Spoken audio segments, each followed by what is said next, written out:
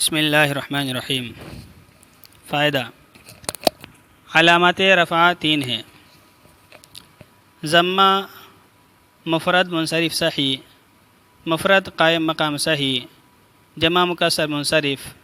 غیر منصرف، جمع مؤنث سالم وغیرہ میں۔ الف تثنیہ وغیرہ میں، واو جمع مذکر سالم اور اسماء ستہ مکبرہ وغیرہ میں۔ پہلے بتلایا گیا تھا کہ یہ کتاب ایسی ہے کہ ہر سبق کا سمجھنا پچھلے اسباق پر موقوف ہے، تو یہ آج کا جو سبق ہے وہ سارا کا سارا موقوف ہے اعراب کی قسموں کے اوپر۔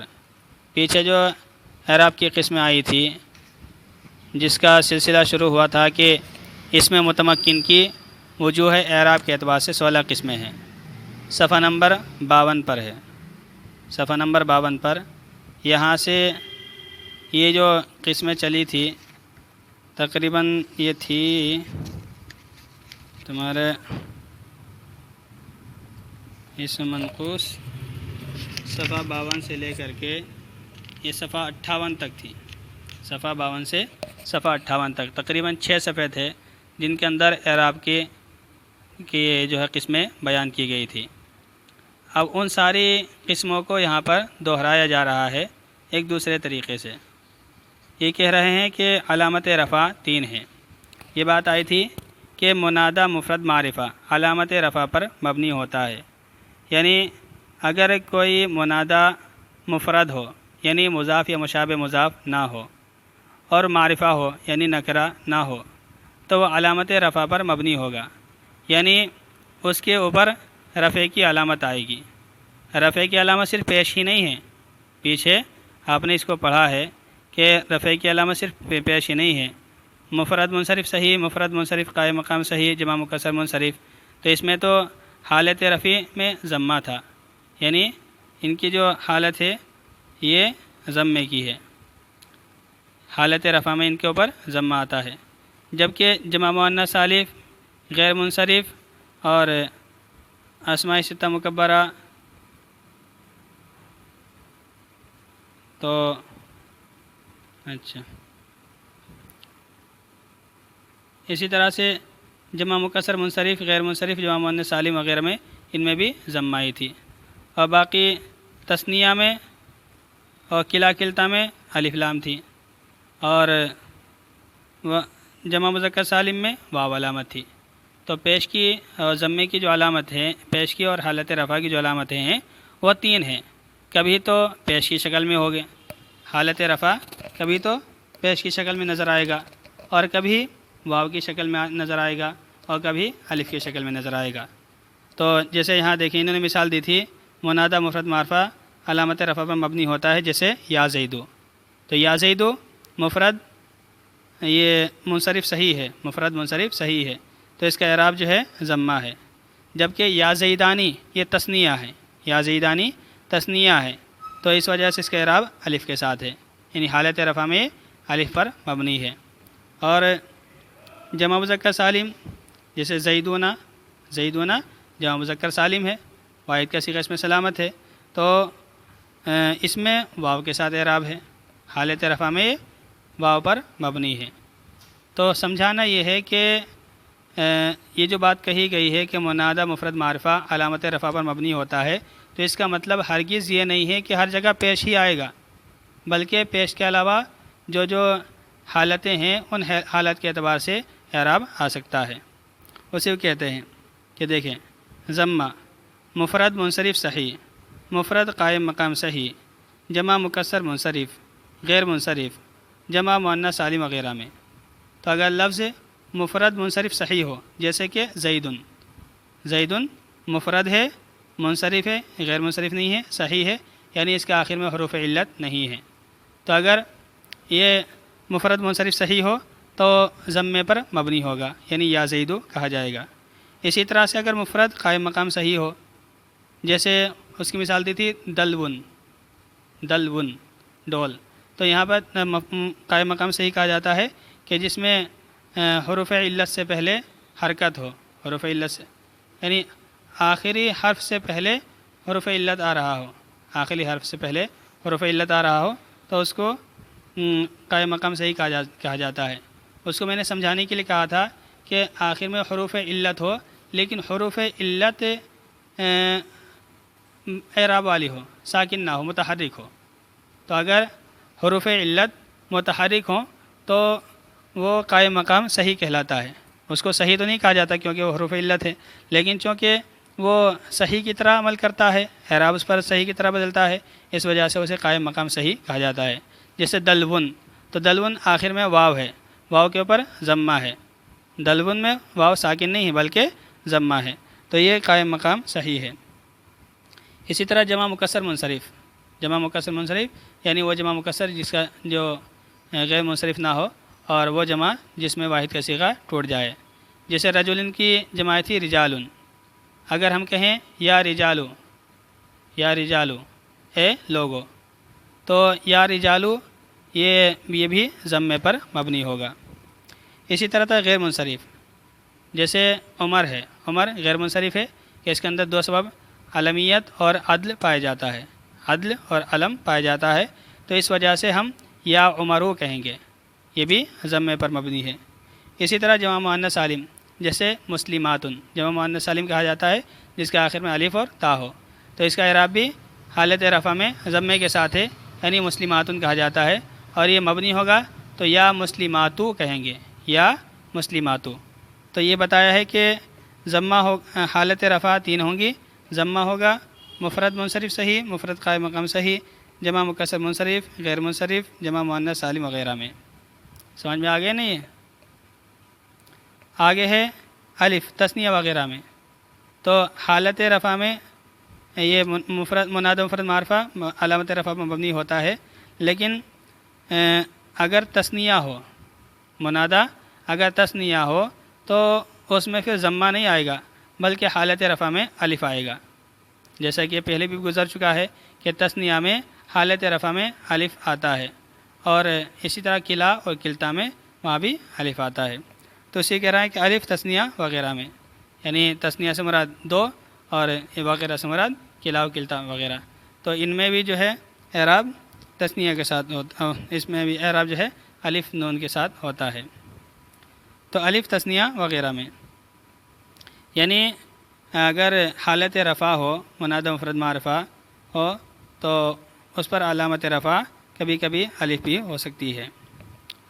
واو جمع مذکر سالم اور اسماء ستہ مکبرہ میں، تو جمع مذکر سالم میں واو ہوتا ہے، جیسے مسلمون، مسلمون یہ جمع مذکر سالم ہے، تو اس میں جو واو ہے یہی علامت رفع ہے، یہی علامت رفع ہے. اسی طرح اسماء ستہ مکبرہ ابن، اخن، حنن، فمن، تو یہ سب الفاظ جو ہیں وہ ہیں کہ جن میں اعراب واو ہوتا ہے، جن میں اعراب واو ہوتا ہے، اور یہ ضمے کے حالت رفع کے میں ہوتا ہے اور ضمے کے قائم مقام ہوتا ہے. اور واو جمع مذکر سالم اسماء ستہ مکبرہ وغیرہ میں، جیسے اس کی مثال دی ہے یا مسلمون، یا مسلمون، تو یا مسلمینہ نہیں کہیں گے بلکہ یا مسلمون. کیوں؟ کیونکہ یا مسلمان میں جو مسلمون ہے یہ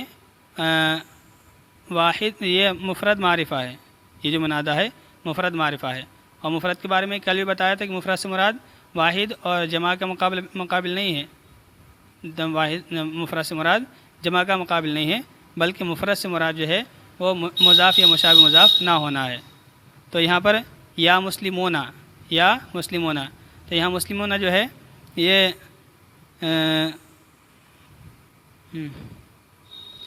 جمع مذکر سالم ہے، تو اس کا جو اعراب واو ہے وہی حالت رفع میں ہے. اسماء ستہ مکبرہ وغیرہ میں علامت نصب چار ہیں، علامت نصب چار ہیں، تو یہاں علامت رفع تو تین تھے لیکن علامت نصب جو ہیں چار ہیں. نمبر ایک فتح، نمبر ایک فتح یعنی زبر، مفرد منصرف صحیح، مفرد قائم مقام صحیح، جمع مکسر منصرف، غیر منصرف، اسم منقوص وغیرہ میں. تو علامت نصب چار ہیں. اگر منادہ نصب کی علامت کا تقاضا کرے، اگر منادہ نصب کا تقاضا کرے تو ایسی صورت میں نصب چار طریقوں سے آ سکتا ہے.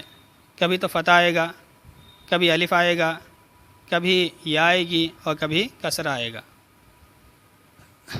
نصب جو ہے ضروری نہیں کہ زبر ہی کی شکل میں آئے، حالت نصب اگر ہے تو ضروری نہیں ہے کہ زبر ہی کی شکل میں آئے، کبھی فتح کی شکل میں آئے گا، اور یہ جب ہوگا کہ جب منادہ مفرد منصرف صحیح ہو، یا مفرد قائم مقام صحیح ہو، یا جمع مکسر منصرف ہو، یا غیر منصرف ہو، یا اسم منقوص ہو۔ لیکن اگر منادہ جو ہے وہ اسماء ستہ مکبرہ میں سے ہے، جیسے میں کہوں یا اخانا، قالو یا ابانا، قرآن کریم کے اندر بھی ہے یا قالو یا ابانا منع من الکیل فاصل معنا اخانا، تو ابن اخن یہ اسماء ستہ مکبرہ میں سے ہیں، اور یا اخانا مضاف ہے۔ یہ بات آئی تھی کہ جب منادہ مضاف ہو تو منصوب ہوتا ہے، تو اخانا یہاں پر جو اخن کے بعد جو الف آیا ہے، یہی الف جو ہے حالت نصب میں ہے، یہی الف جو ہے حالت نصب میں علامت ہے نصب کی، تو اسماء ستہ مکبرہ وغیرہ میں الف ہوتا ہے، یا تثنیہ اور جمع مذکر سالم وغیرہ میں، یا تثنیہ اور جمع مذکر سالم وغیرہ میں، جیسا کہ آیا تھا ہم کہیں یا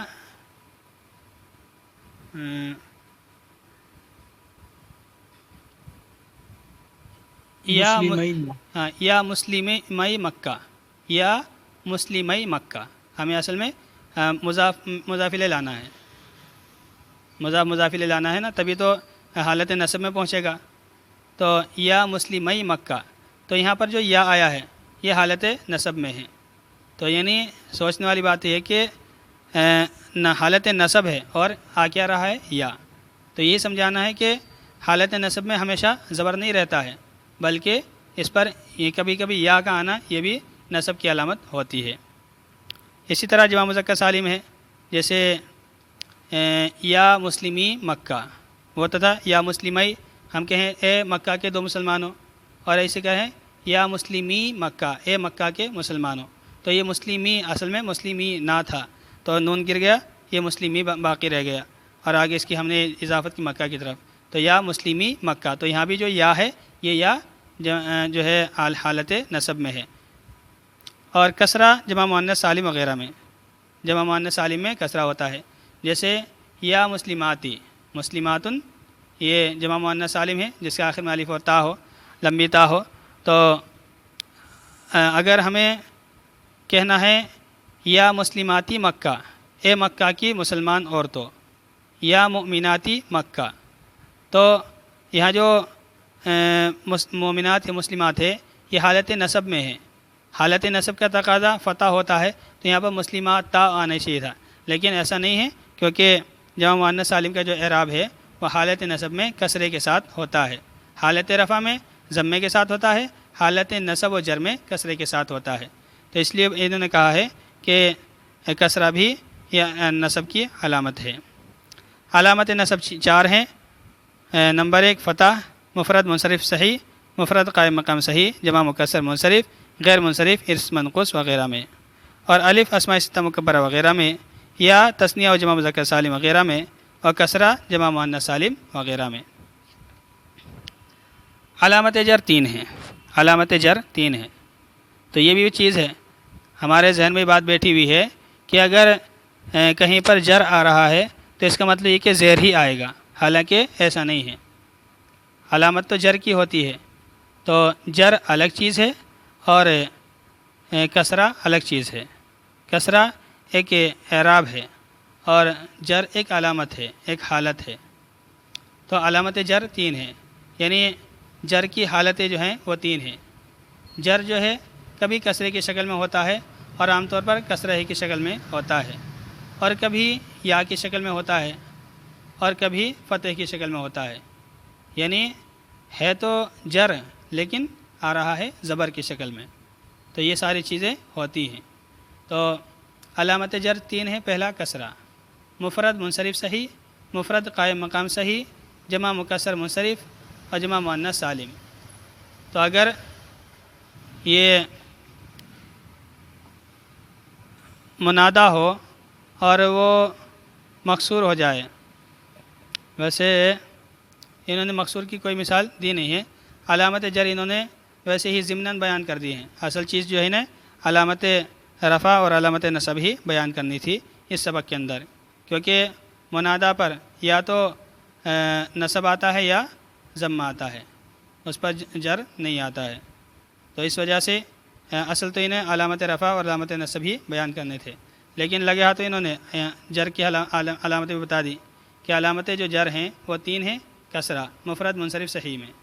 جیسے علی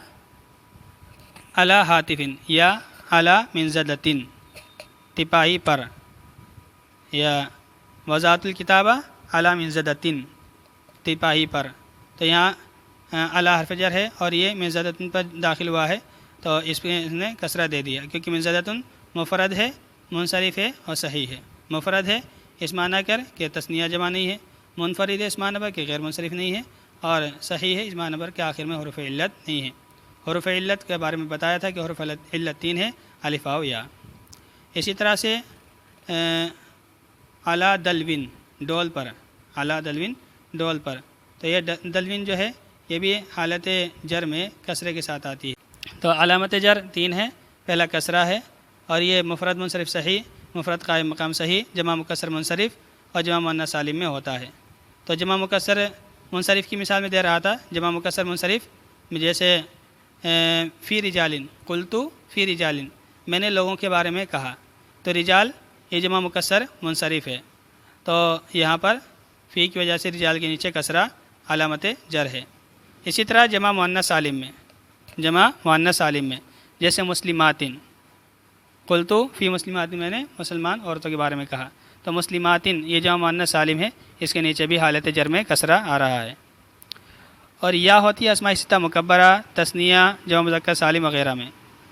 تو جیسے فی مسلمینہ یا فی اخینا یا فی اثنینی، تو اگر حروف جر ان کے اوپر داخل ہوں گے تو ان کے میں حالت جر میں یا علامت آئے گی۔ اسی طرح فتح غیر منصرف میں، فتح غیر منصرف میں مررت بعمرہ، مررت بعمرہ مثال دی تھی، تو یہاں باحرف جر عمر پر داخل ہوا ہے، تو عمر جو ہے حالت جری میں ہے، عمر حالت جری میں ہے کیونکہ حرف جر اس کے اوپر داخل ہوا ہے، لیکن اس کے باوجود جو اس پر علامت آ رہی ہے یا جو اس پر اعراب آ رہا ہے وہ فتح کا آ رہا ہے کیونکہ یہ غیر منصرف ہے، تو غیر منصرف میں علامت جر فتح کی شکل میں ظاہر ہوتی ہے، فتح غیر منصرف میں۔ تو یہاں تک تو یہ علامت کے اعتبار سے باتیں بیان ہوئی۔ اب پھر سے منادہ کے بارے میں بتلاتے ہیں۔ اے اور حمزہ منادہ قریب کے لیے 5 حروف آئے تھے نا، منادہ کے 5 حروف تھے، یا، آیا، حیا، اے، حمزہ، تو کہتے ہیں اے اور حمزہ یعنی آخر کے 2 اے اور حمزہ یہ منادہ قریب کے لیے ہیں، جو قریب ہو اس کو بلاتے ہیں اے یا زید یا اے زید، تو یہ آ اور حمزہ مفتوحہ یہ منادہ قریب کے لیے ہوتا ہے۔ آیا اور حیا منادہ بعید کے لیے آتا ہے، اور یا منادہ قریب بعید متوسط کے لیے استعمال ہوتا ہے، تو یا کا استعمال تو بہت زیادہ ہے، ہر جگہ استعمال ہوتا ہے، جبکہ آیا اور حیا صرف منادہ بعید کے لیے اور اے اور حمزہ منادہ قریب کے لیے استعمال ہوتا ہے۔